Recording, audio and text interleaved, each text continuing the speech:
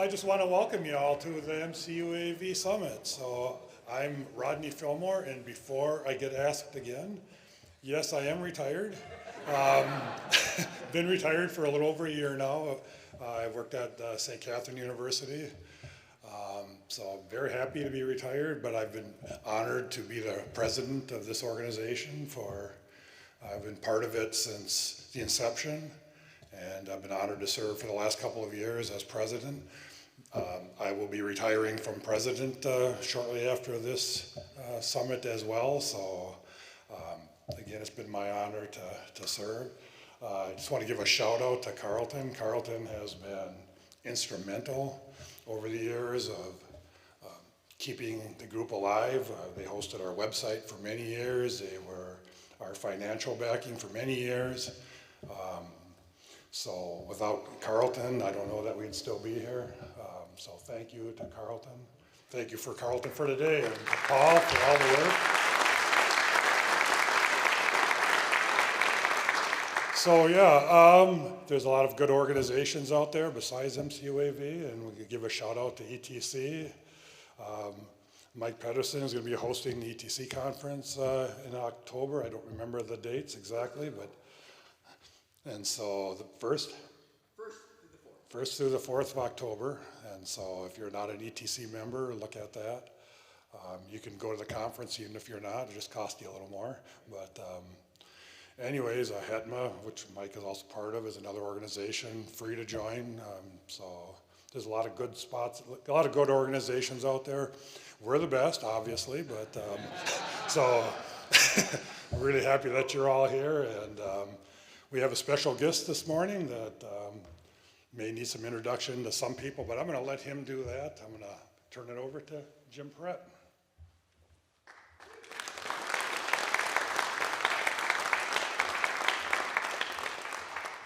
Good morning, everyone. As Rodney said, I'm Jim Perrett.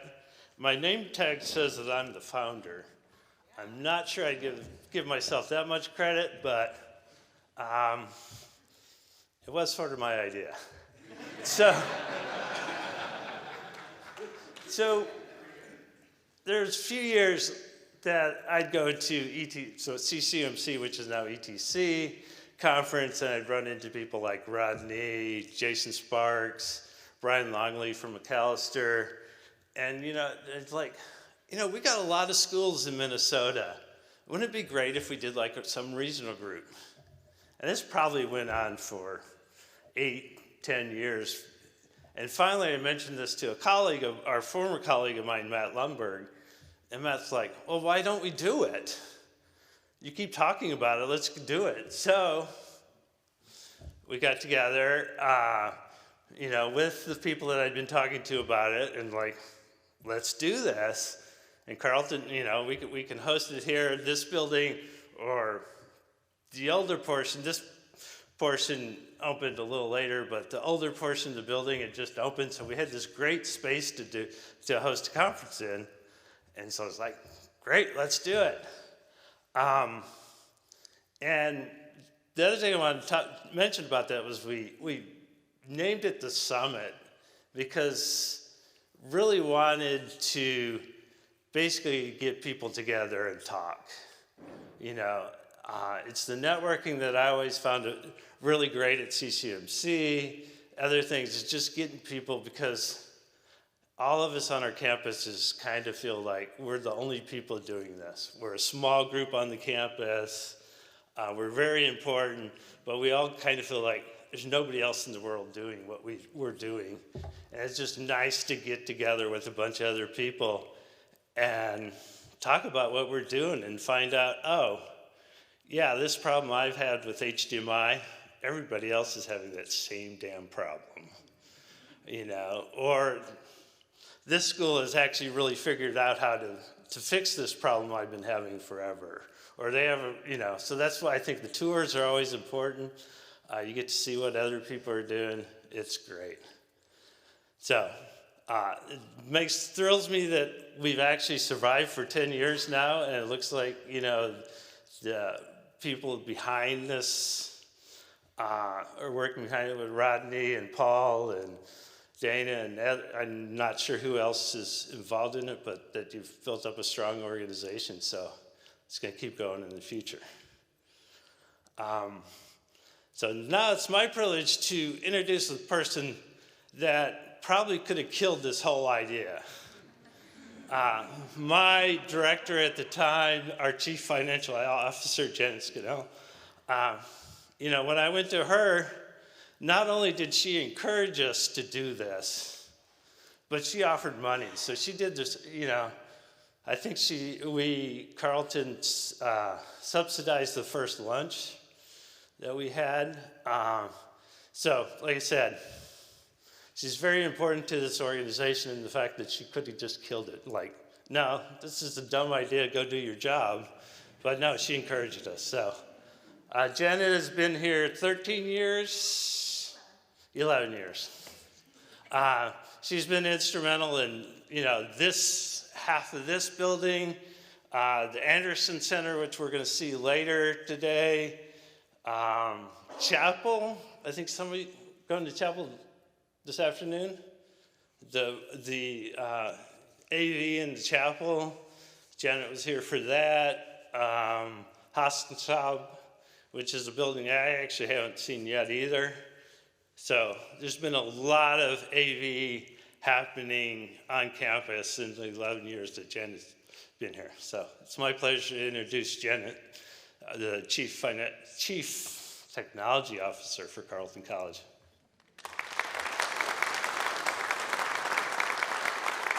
Good morning. Good morning. And if I was the CFO, all of this would be much easier, wouldn't it? Because getting the money is always the first part of the job. But on behalf of Carleton College, I want to welcome you all. I hope you had a good day yesterday or a good drive-in this morning. I want to start by sharing Carleton's land acknowledgement, as has become common practice at Carleton. This statement was drafted a few years ago at the same time that Carleton created an Indigenous Studies program and started an annual event with the Prairie Island Indian community. And here it is. We stand on the homelands of the Wakapute Band of the Dakota Nation. We honor with gratitude the people who've stewarded the land through the generations and their ongoing contributions to this region. We acknowledge the ongoing injustices that we have committed to the Dakota Nation, and we wish to interrupt this legacy beginning with acts of healing and honest storytelling about this place. So we welcome you to this place and to this wonderful event. And I hope that those of you who were here yesterday were able to see the tour of this building. This was a huge upgrade for Carleton in terms of the aesthetic feeling of our performance spaces and how configurable this is and the number of different kinds of events that we can support. And we are really fortunate to have this space and to have the fantastic team that brings all of these events to life. And we're really happy to share our lessons with you and to be able to host this event and to be the place where you can share your ideas and your challenges with each other. I was thinking about how much AV technology has changed over my career and my lifetime. And my elementary school in Lawrence, Kansas relied very much on the film strip projector, which some of you may remember, where it beeped to tell you to advance the slide, and overhead projectors where the teachers would put their transparencies on it and hope they didn't drop them and get them out of order.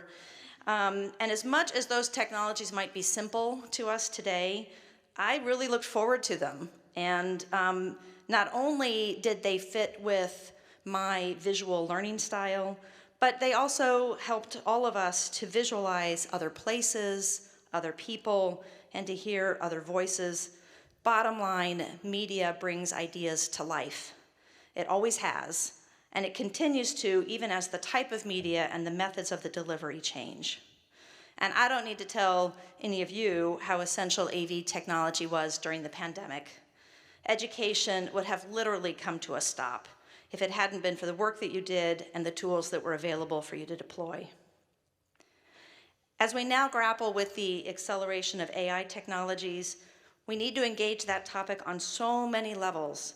How can it bring efficiency? What skills do our students need when they graduate? How can we raise our awareness of when AI tools are being used to manipulate the truth? How can we anticipate unintended consequences? And how do we stay positive and forward-thinking in the face of all of the unknowns and complexities of AI? And I'm really glad that you're going to be talking about some of those issues today. And my primary suggestion, as Jim was saying, is that we take on this challenge together. With every change at our institutions or in the technology landscape, the first thing that most of us do is to reach out to our peers at other institutions and to share our successes and our lessons with each other. It broadens our base of knowledge, and it's more fun. I hope you have a great day, and I encourage you to find 3 specific ideas to take back with you, things you want to share with someone else, something you want to try, or someone that you want to stay in touch with. So I hope you have a wonderful day. Thank you for being here.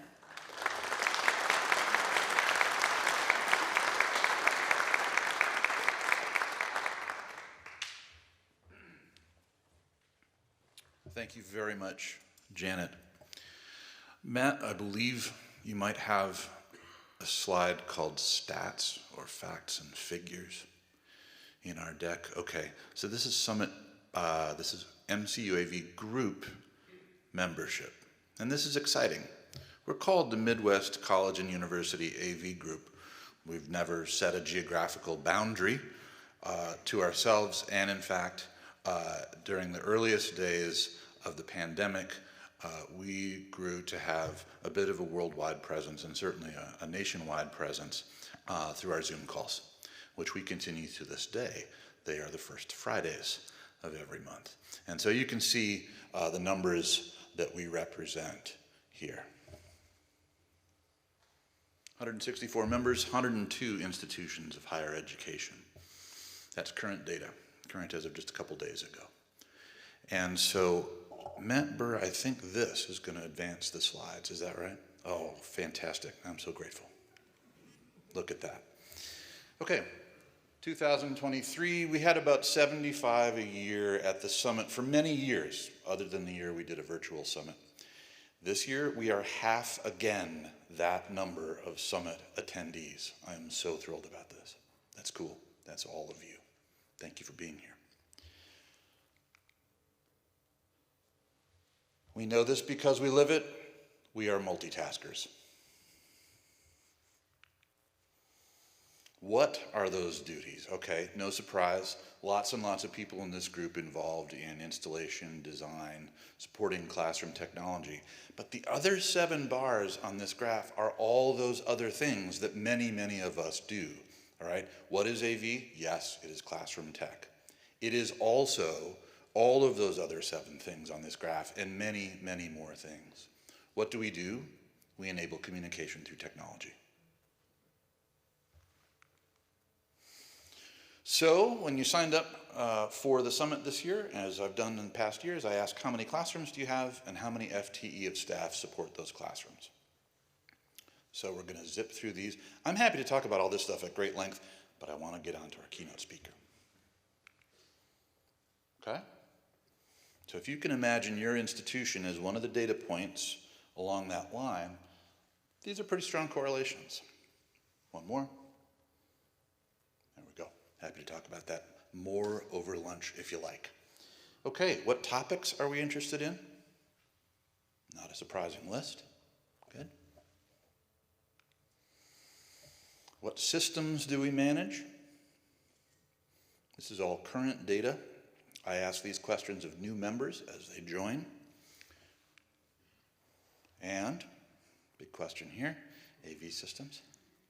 All right. Yeah. About half of us serve individual departments and the other half serve college as a whole or university as a whole. Makes sense.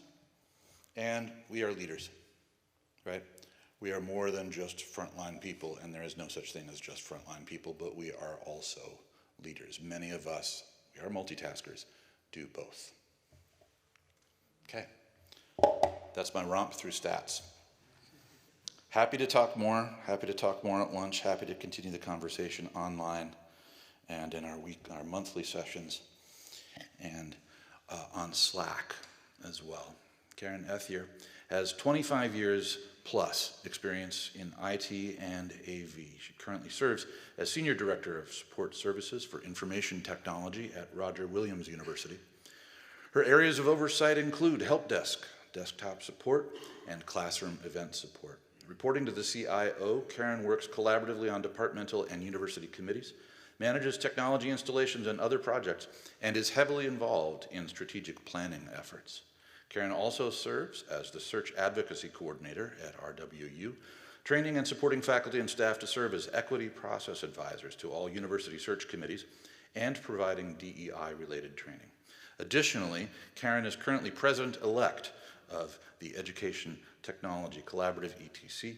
Karen has an undergraduate degree from the University of Rhode Island and a master's from Roger Williams University. Please help me welcome our keynote speaker today, Karen Ethier.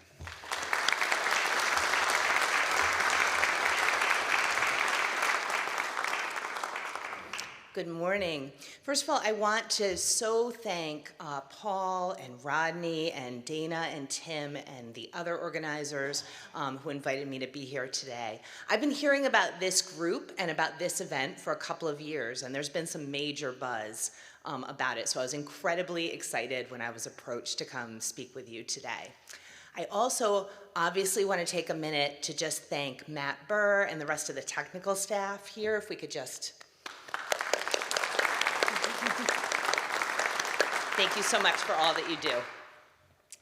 So I recently conducted stay interviews with my staff. I wanted, like a lot of higher ed IT organizations, we are seeing a lot of turnover among our staff. And I wanted to find out more about why people stay so I could do more to retain them. So at Roger Williams, I oversee, as Paul mentioned, 3 areas: the help desk, desktop support, and classroom event support, or AV.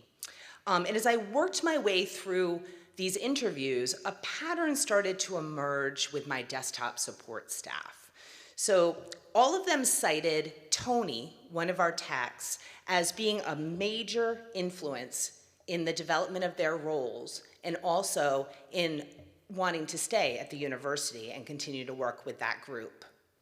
So Tony has worked longer than any of them at the university, spending over 20 years as a desktop support tech, a position he clearly enjoys and is incredibly good at. No one needed to tell me what a valuable employee that Tony is. In the spring of 2020, when most of the staff didn't want to come anywhere near campus or work with people, Tony came to campus every single day and did all of the one-on-one, on-site tech that was needed for desktop support. Tony is the first tech that one would choose to send into a stressful VIP situation or the one to give a difficult problem to solve, because he will solve it, believe it. Happened even this week as I was preparing to come here. From my staff, I heard that Tony is a teacher, that he is always willing to share information, advice, and tools with others. I heard that Tony is kind and respectful, exhibiting a quiet care for his coworkers. Finally, I heard that Tony is hilarious, that when things are stressful, he always has a joke to break the tension. But Tony is a technician, not a leader or a manager. So what does he have that is so impactful? Tony has influence.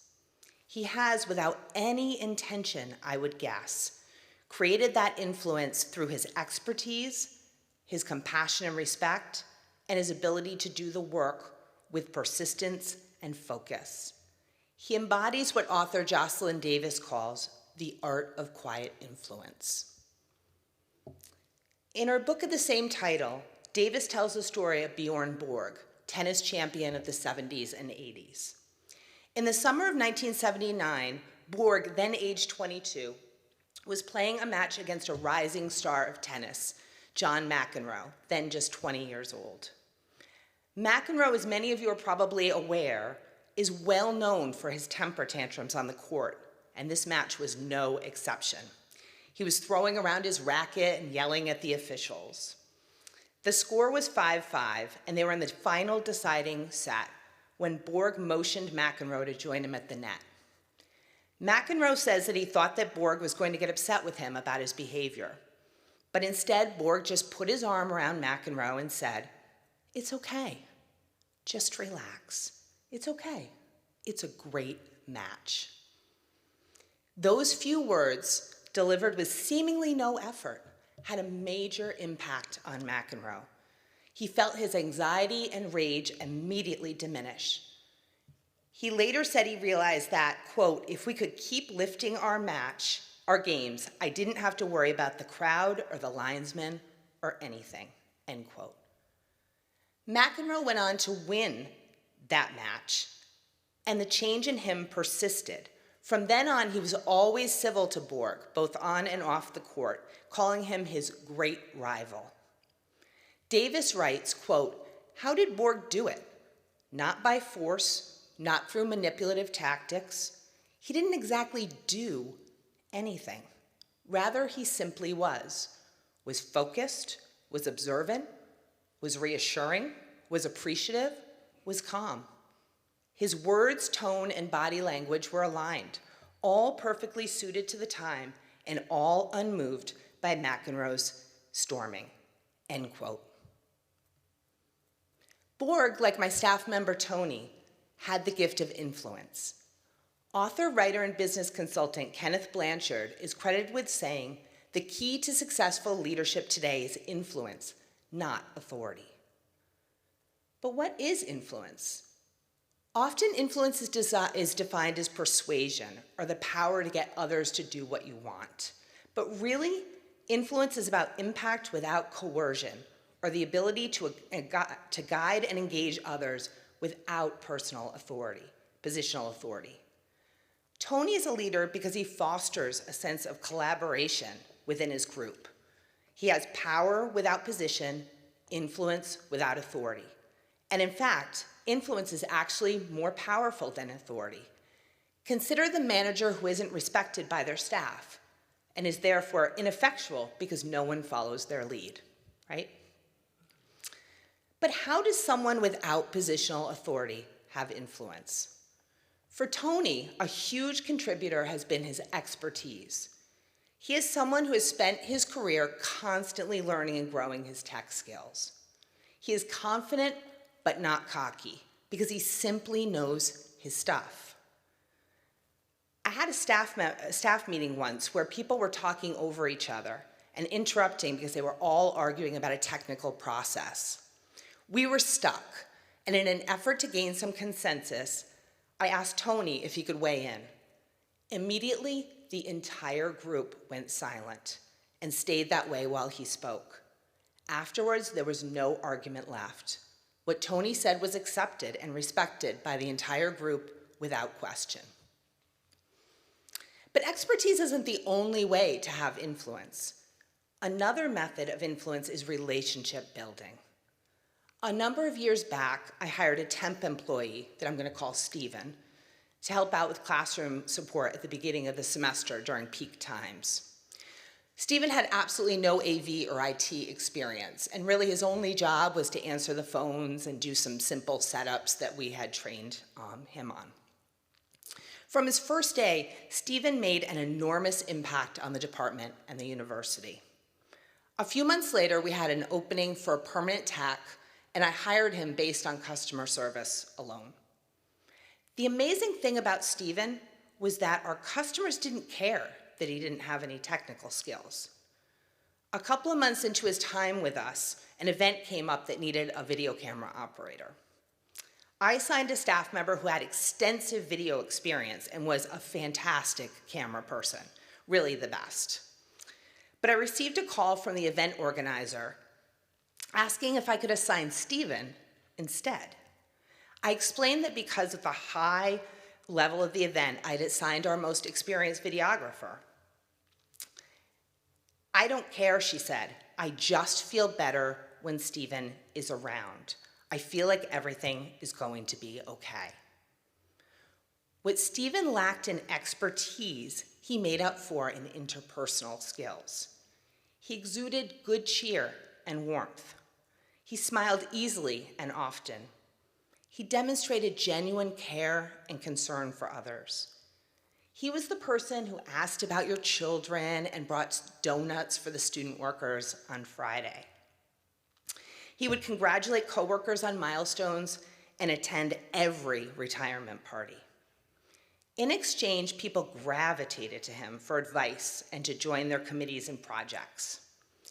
For our first ever community-nominated IT Customer Service Award, Stephen won by such a huge margin that it actually brought tears to my eyes to see how the community had recognized him. Stephen went on to become a phenomenal technician and a productive employee, but his influence in his department and at RWU in general was all about his people skills. So we've discussed expertise and relationship building. Another way to have influence is to be someone who adds value, or as I like to say, be someone who finds something. Am I like just, there we go. I'm dropping my paper, I think, onto my, so sorry. Well, that's embarrassing. So be someone that finds something that no one else is doing and then do it. When I came to work at Roger Williams University as an AV technician, I was 25 years old and definitely not the polished professional that you see before you today. Roger was a fairly conservative institution at the time, and my platform boots, pierced nose, and t-shirts that said things like "Girls Boxing, Bronx, New York" were definitely not appreciated. I had come out of a mainly IT job, so unlike Tony, I had only a little bit of expertise in AV. I had also been raised in my first job by a manager who was an alcoholic Vietnam vet with PTSD, who taught me to be tough and outspoken and to swear a lot. Because he knew that being a woman in tech was going to be hard. So I had none of the charisma and EQ of Stephen. What I did have and still have is an inability to just sit in a job and do the minimal requirements. Within a few weeks, I had voluntarily taken on a major project, doing a touch inventory of all the school's AV equipment, disposing of almost half of it, and then digitizing the paper-based inventory into an Access database. It took me 2 full summers. Later, when we started doing installations in classrooms, because this is going back that far, I again voluntarily built all the formal processes around managing those projects, including bills of material, standards documents, QA checks, and punch list sign-offs. Mostly because I get bored really easily and often have strong opinions about how things should be, I continued to take on projects that filled important needs, and with time, that was noticed. My reviews were glowing, and my director and dean started to come to me more and more to take on important projects because they knew that I would deliver. Over time, my expertise and relationship building skills did grow, as did my positional authority. But I truly believe that my efforts to bring value, to find things that need to be done and do them, is how my influence in my workplace was developed.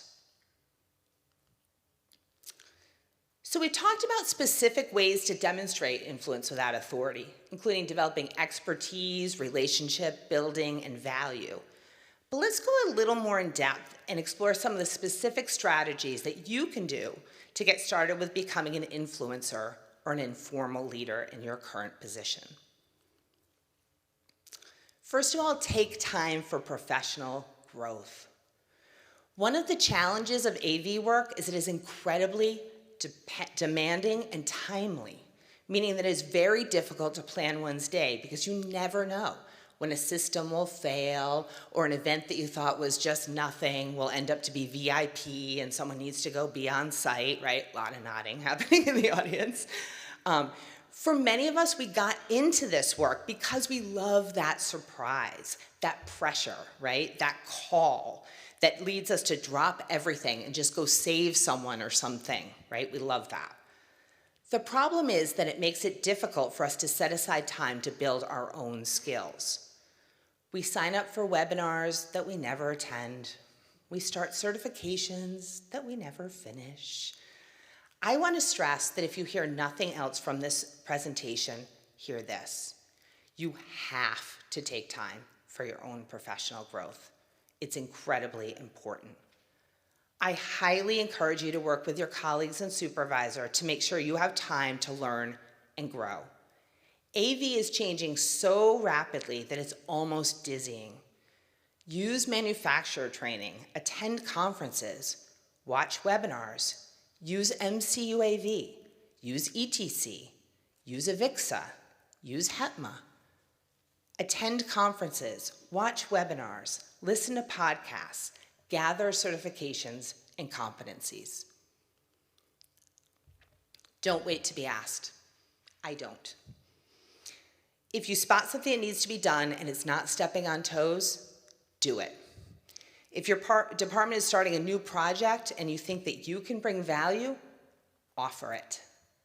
If there's something new coming on the horizon, do some research and be ready when asked. We heard yesterday from Paul that, he read this article in the New York Times about Dante, and what year was that?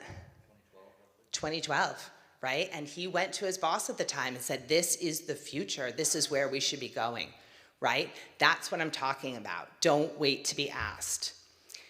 In 2020, I heard secondhand that our university would be opening in the fall fully remote. We only had 6 rooms that could support hybrid teaching. Before I was even asked, I reached out to manufacturers and integrators to explore what our options were to outfit our rooms. By the time I was approached about the technology needs for a fully hybrid opening, I already had met with multiple vendors and integrators and had written a white paper with 3 options and associated budgets that I was able to send to our CFO and our president. Believe me when I say that I gained major influence with our administration when I had that information ready to go. And I also had the opportunity to build the rooms the way I knew that they needed to be built, right? And not being told what we were gonna do. Build credibility at all levels of the organization. We have an administrator at Roger Williams who used to be a faculty member. When he first moved into an administrative role, it was relatively small. He didn't have authority over anyone.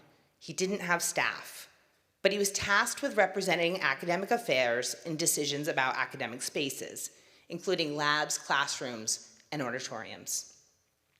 As you know, that means that he needed to understand things about facilities and IT and AV, things he had no experience in. He also needed to understand finance and how the budgets and budget requests worked.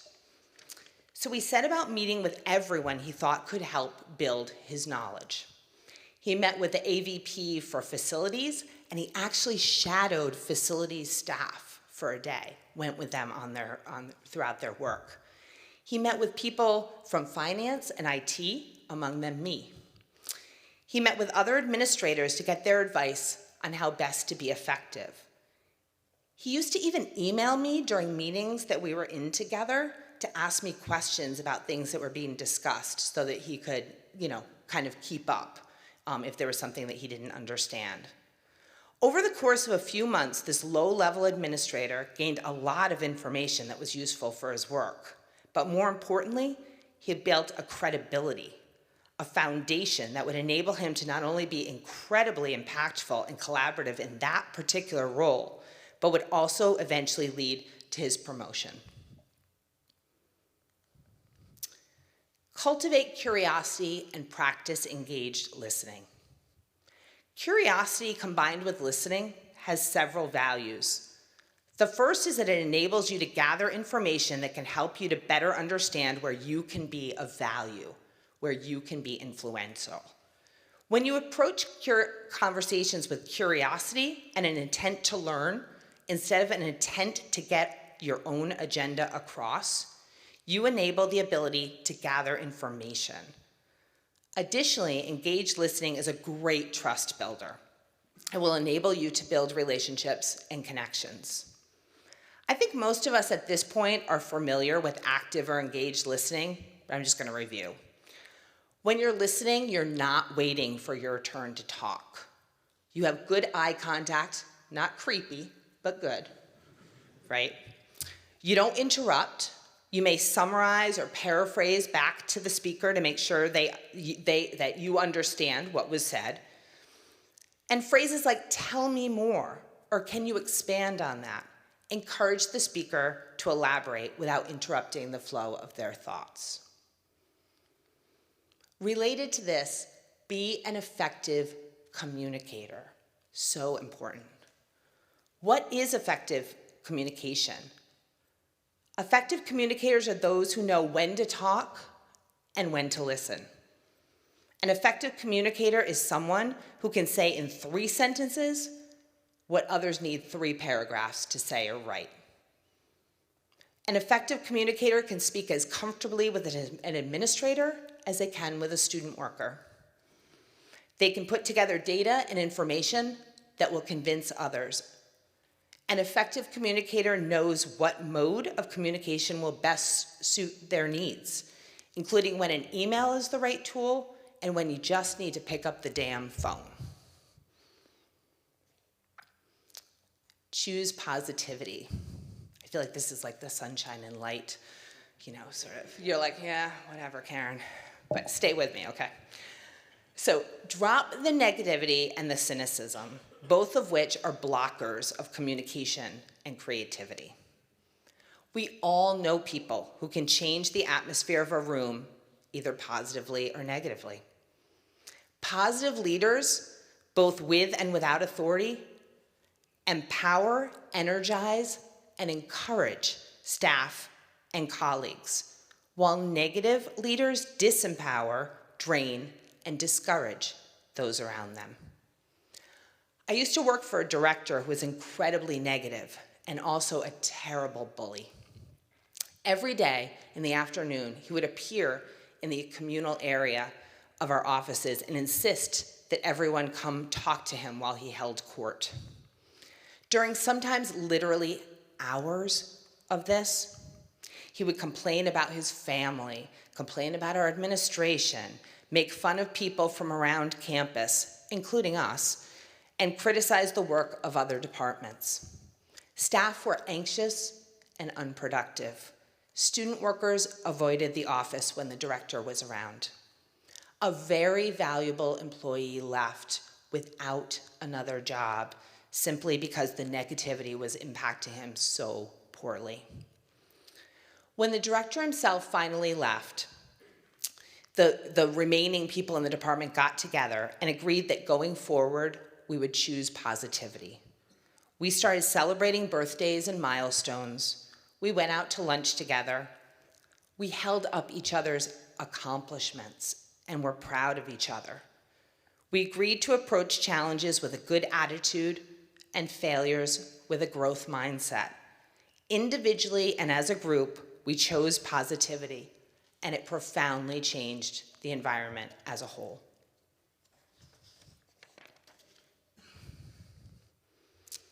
Build your organizational understanding. Understanding your institution's mission, values, and priorities will help guide where you can best bring influence. I recommend that you read through your institution's guiding documents and current strategic plan, along with any available org charts. If there's a town hall event about a new initiative or about admissions numbers or the campus master plan, attend it. In all these things, think about what your individual contribution is. How does your work, or could your work, specifically impact the mission, values, and strategies of the college or university? Be able to articulate that clearly, and I guarantee that you'll begin to see where you can gain influence. Articulate your own value. The fact of the matter is, in busy organizations like ours, a lot of good work can go under the radar. So it's important that you're able to articulate your own self-worth. If you want to have influence, you need to drink your own Kool-Aid. You need to be able to clearly and effectively communicate your value to others. Now, I know this isn't a comfortable idea for many of us. So I would suggest that you start small with your annual evaluation.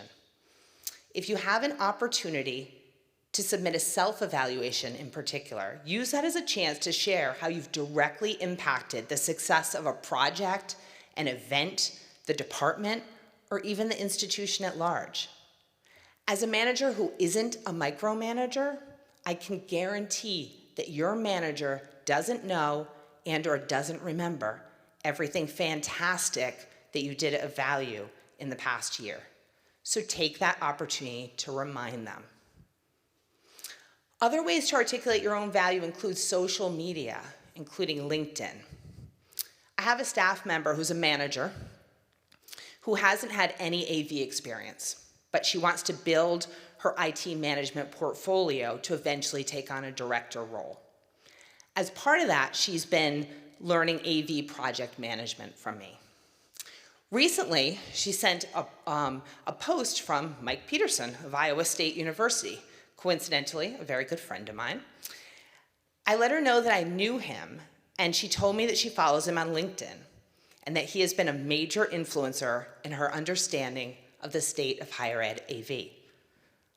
So, across the country, Mike is impacting this person that he has never met before just through his posts on LinkedIn, right? So this is just one example of how you can bring value using your platform to build influence.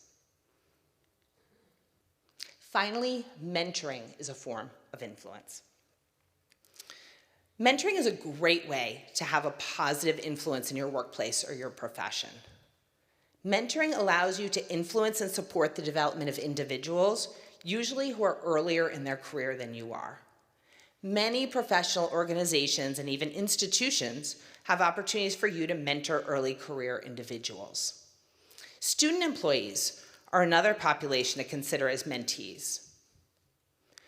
Related to this is community building within your professional life, which I like to think of as sort of a co-mentoring situation, right? Where you have these relationships with colleagues from other institutions and you kind of are co-mentoring each other.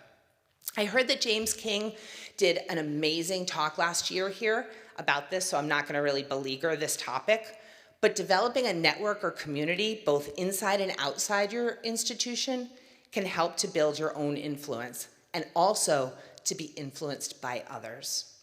For me, the relationships that I've built through professional organizations and great events like this have had a profound impact on my own professional development. So we talked about ways that one can have influence and additional ways that you can build your influence, but why would you want to? Influencing or leading without authority has several key benefits, most of which I've touched on a little already. It can help build collaboration, cooperation, and relationships in the workplace. It can help drive departmental or even institutional change.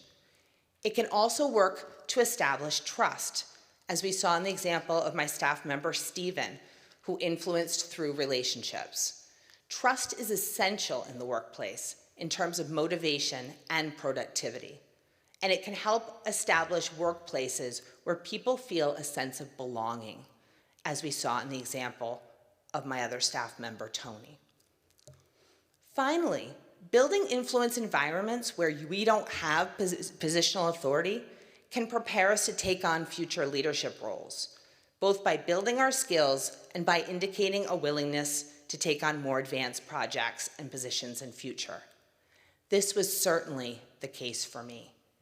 Every time I found a way to bring value to the university, I built my leadership skills. I learned communication, most notably how to listen to others and talk less.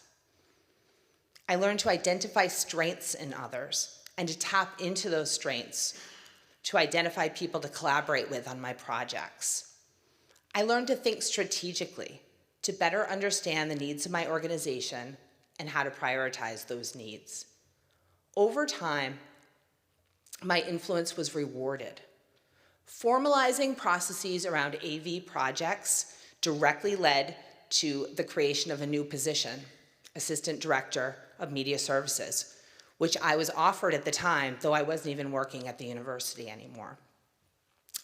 A few years later, my work on some other projects along with some leadership development work I was doing, led to the promotion of Director of Media Services when there was a vacancy. 4 years later, I volunteered to help out with some of the key work involved with a new help desk initiative, which caught the eye of an interim CIO. He was impressed with my initiative and suggested that I should move to IT on the CIO track, and then offered me the position of Director of Support Services for IT.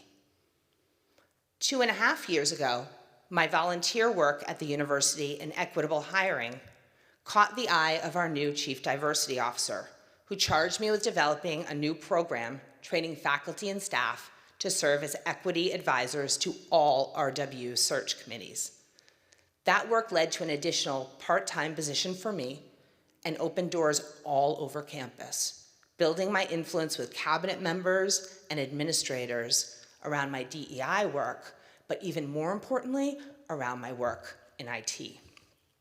It also led to outside consulting gigs with other universities and community organizations. Over and over, by finding ways to bring value, I built not only my own influence, but created opportunities to become a leader by position.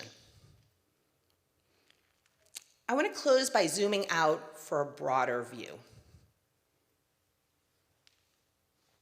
It's a difficult time in higher ed.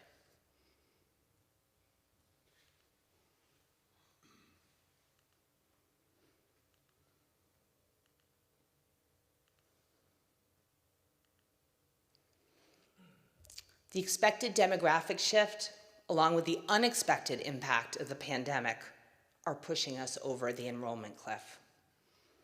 For most of our institutions with modest endowments, aging infrastructure, and too many programs with low enrollments, that means that our administrators are making hard choices. Budgets are being slashed and frozen.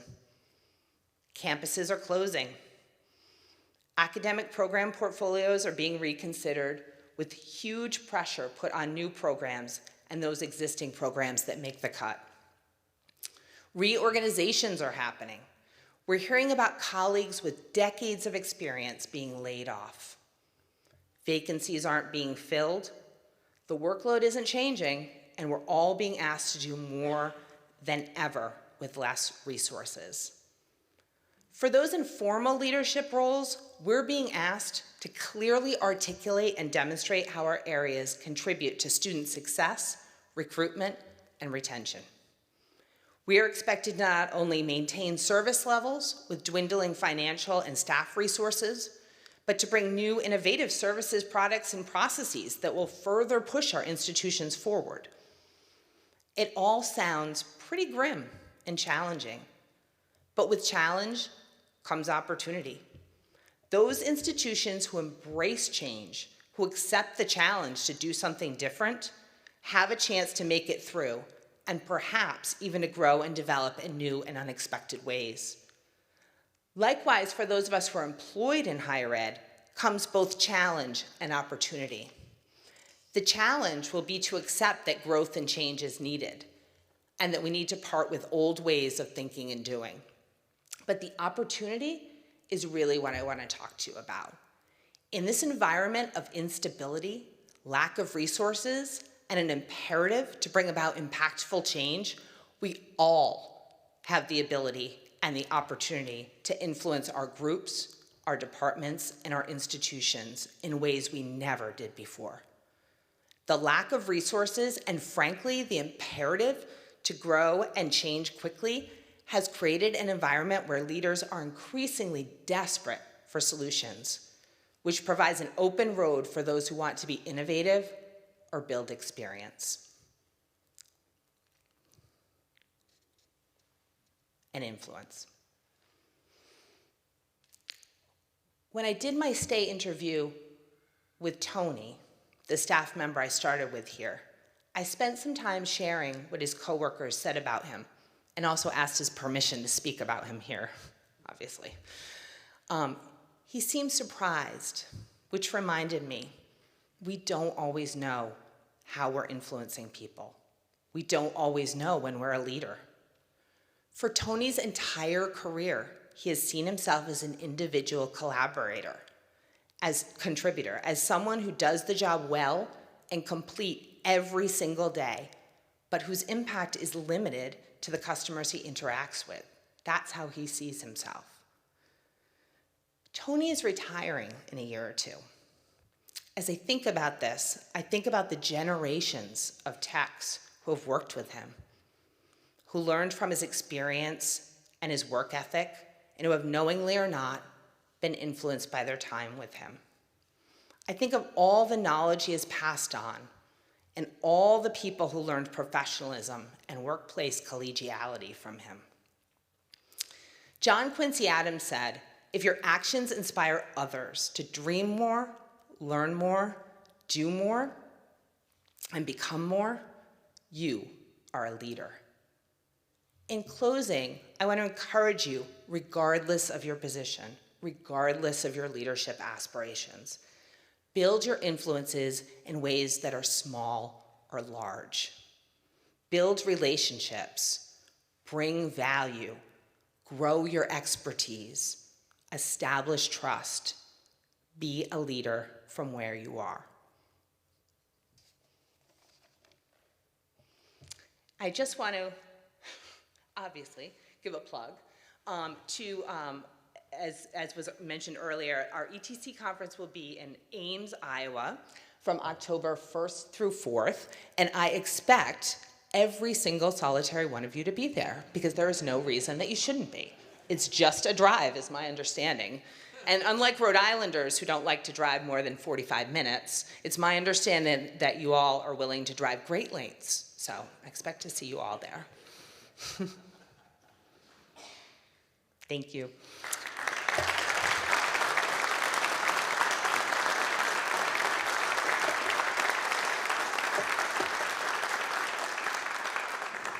Do we have a minute if there are any questions? Okay. We have 10 minutes. Okay. All right. You gonna help me with the catch box? All right. And I have this mic. Any questions? Go to Jim first, and down here, okay? I'm gonna try overhand. Wish me luck. It was pretty impressive. You know, I've never used this thing. It's cool, huh? Yeah, I mean, I was here when we bought it, but I never used it. Mentoring, teaching, I always, complained or pointed out, it was always hard to teach my student workers, work with new colleagues. And the phrase I always said was, it's hard to teach other people how to swim when you feel like you're drowning. So how do you carve out that, how do you make that work? Yeah. Well, I think, is this on? Is this on? Yeah. I think that's a great question. And I actually facilitated a conversation around mentoring for ETC last year, I think, for the Women in Tech Interest Group. And this conversation around different levels of mentoring came up about, very formal mentoring down to informal mentoring, right? And one of the things that was really interesting is that a lot of the early career staff who were in this session actually said they prefer informal mentoring to formal mentoring, and I think that's such an opportunity, right? Because that doesn't have to be, I'm going to meet with this person once a week for an hour or whatever. It's that conversation that you have in the elevator, right? Or for a couple of minutes, while you're grabbing your coffee in the morning. It's maybe having a text relationship or email, it's asking them, how things are going and, if they need anything or, just checking in with them and maybe giving a little bit of advice here and there. So I think that balancing, I think that informal mentoring both is maybe preferred by many people, but also is a real opportunity for all of us that, we're super busy. That's, how many times did I say that? Right? So that's what I would say, Jim, is think about those informal mentoring places. Also, mentoring doesn't have to be an ongoing relationship either. I had a staff member who was a student worker with us, and I mentored her sort of informally through that. And she worked with us for a year last year. And just one time, she said, can I come meet with you for an hour? I want to bounce some things off you. So we did like a one-time, 1 hour mentoring, and then that was it. And off she went, Yeah, Doug. Jim, first I want to thank you for not hitting the upcoming host of ETC 2024. We need him safe and unharmed. Karen, one of the things you brought about was the influencing piece. And I kept thinking about careers and staff and just seeing everybody in my past life and my current life because, I was at Portland State University for 18 plus years. I was able to participate, do a lot of the things, learn a lot of those things, and inherit those things from others at Portland State, took that, invested in my staff, and moved forward with that. And then I got to the decision where how much further can I go at Portland State? There's nowhere for me to go. Right. And rather than run into that, I had this wonderful opportunity at Oakland University in Michigan where it allowed me to work and do many of these things and to do that. And as hard and difficult as an emotional decision as it was to leave a place that I was so invested in for 18 plus years, I knew that I have one move left in me. I have one ability in me. And part of this is for everybody. It's that ability and willingness, and if you can, make a change. Yeah. Change is okay. Change is sometimes painful, change is emotional, but if your career is valuable to you and what you're giving is valuable to you and all the pieces align, make those changes because you can take your influencing ability and take it somewhere else. Yeah. And that's what I've been doing the last 5 years. So I think that's such an important message, Doug. In a couple of different ways, and one of them is, being able to identify not only when, you may not have more career path where you are, but also where you might not be able to bring influence anymore or may not be able to be effective anymore, right? Is sort of being able to recognize that and move on to another situation. Yeah, thank you for that, Doug. Yeah. Hi, Karen. So really hear what you're saying about keeping things positive, right? I mean, it's interesting. There's we're coming up on a lot of 4-year anniversaries to this kind of, the pandemic and how things just accelerated for everyone. And sometimes I feel like it's really hard to maintain consistent positivity in a lot of these challenges. I was wondering if you could share some thoughts or insights, because I feel like there's a kind of balancing act, right? Because you want people to be forthright, you want people to talk about problems or challenges, but then it can quickly, divulge into, this and that and bringing up, things from the past. Like, could you share some thoughts or insights on how you keep it consistently positive, even in the face of what can be really, reasonable challenges and beefs or things that people can have? Yeah, I think that's a great question. I have a colleague who we used to work together as technicians together, and now, he's one of my staff members. And he and I used to just ramp each other up, right? We would start these conversations and they would just go on, and we were each other's like sort of sounding boards, right? But it started to more and more just feel like a really negative, it was creating a negativity, for us. And one of the things I realized from that experience is the importance of having people outside of your institution that you bitch to, right? So this comes back to that building your connections, right? Having people outside of your, ideally outside of your entire institution, but certainly outside of your department, right? That you can share those negative, cynical thoughts with, right? That you can get that out, and not bring that into the environment. I think that's so important. And I do not think that should be your partner or your children or your best friend, right? It should be, especially for those of us who have such like weird niche job that no one understands my mom doesn't even understand what I do, right? Like, so having those people, having those connections, and that's one of the reasons that this sort of event and this sort of group and this environment is so important, is building those relationships where you can have those honest conversations, But I also think that being, especially, if you're seen as someone who's influential or a leader, kind of like pretending that everything's Pollyanna and fantastic all the time,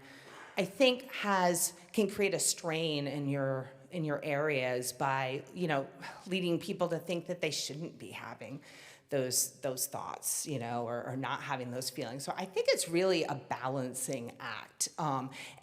For me, what's worked for me is sharing very almost curated pieces of information. So I had, I have a full-time job, I have a part-time job, I have kids, etc. I do this outside stuff. From time to time, I get a little burnout. And this fall, I had like a burnout. I had a real burnout. And we were looking through vacation accruals, and I had staff who had, 300 hours of vacation accrual, who weren't taking time off.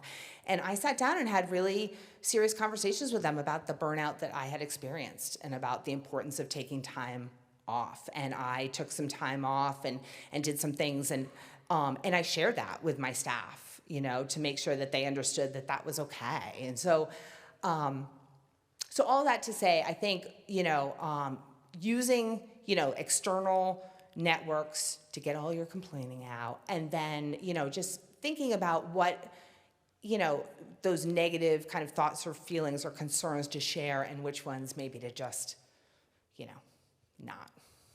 Yeah. Thanks. Does that answer the question? Yeah, thank you. Anyone else? A couple in the back there.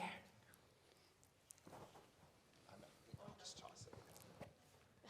Oh, this is I cool. feel like you could have made that throw. I feel like you had that. Okay, so I am a young professional and a young woman professional trying to kind of get involved in this. I have experience in things. I've done a lot of programming, and this is certainly where a lot of my interest lies, but just the prospect of how broad AV is and how broad just the industry in general is. How did you manage that, and how did you find yourself stepping into new opportunities in your career? As a woman? Both woman and professional, absolutely. As a woman and professional, yeah. So, as I mentioned, for me, I get bored easily. I often think I know the best way things should be, and so so I had that tendency to, take on things and to kind of push myself all the time. So I really encourage, I saw you nod if that's you, for sure. But I can't, and I feel like I keep coming back to this, but I cannot stress enough the importance of making time for your own professional growth and building your community and your network. It is so important. Organizations like this, like ETC, HETMA, AVIXA, all these different organizations where you can not only build your knowledge and your leadership skills, but also to build that community. When we, one of the things, I have been around long enough that, these organizations didn't exist, or at least weren't as known, right? So when I got started, we had to figure out everything on our own. Like every problem was just our problem, and we had to figure, and there were like aspects of AV or technology that I didn't even know to look into because I didn't even know they existed, right? So, and I was talking earlier this morning, my first experience with something like this was the 2005 then CCUMC conference in Portland, Oregon. And I got there and I got into the room. I had never met another woman who did AV. I had been doing AV and IT for 7 years. I had never met, another woman. And, it was so profound to me, just that, to be able to talk about some of those struggles and those things that we were all going through. So Yeah, so I guess, I'm not sure that answers your question. What part of your question didn't I answer? It's hard because there's just so much going on career-wise, and being in a place where I have a lot of opportunity, but not necessarily sure if that's opportunity that is going to get me where I want to go, and not even really knowing where I want to go. It's just, there's a lot of uncertainty. And so even the question itself is uncertain as to what it's actually asking. Yeah, yeah. If that makes any sense. So I would encourage you to do just that, to ask questions, right? So at lunch today, talk to a lot of people, right? Go around and talk to a lot of people. Get out of your comfort zone. Find out what other people do. You know, find out the wide variety of jobs and duties that all the people in this room are doing. I mean, there's so many different ways that you can go with these skills, right? And in all different directions, right? So I would start there. Start by, you know, information gathering, but also think about what you're good at and what you love, you know? And that's your direction right there, you know? What is it that you love about this field? You know, what are you really good at? And that's how, you know, you determine what your next steps are. And also hit my QR code up and reach out and we'll talk. Thank you. Oh my goodness, Karen, thank you so much. Thank you.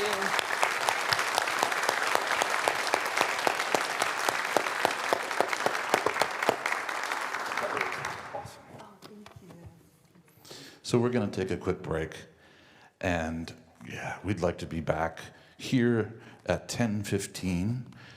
And if you're not a member of the Midwest College and University AV group, please join at mcuav.org/summit. You can see the schedule today, summit locations, there's travel information, but mcuav.org. Please join, stay involved. See you at 10:15.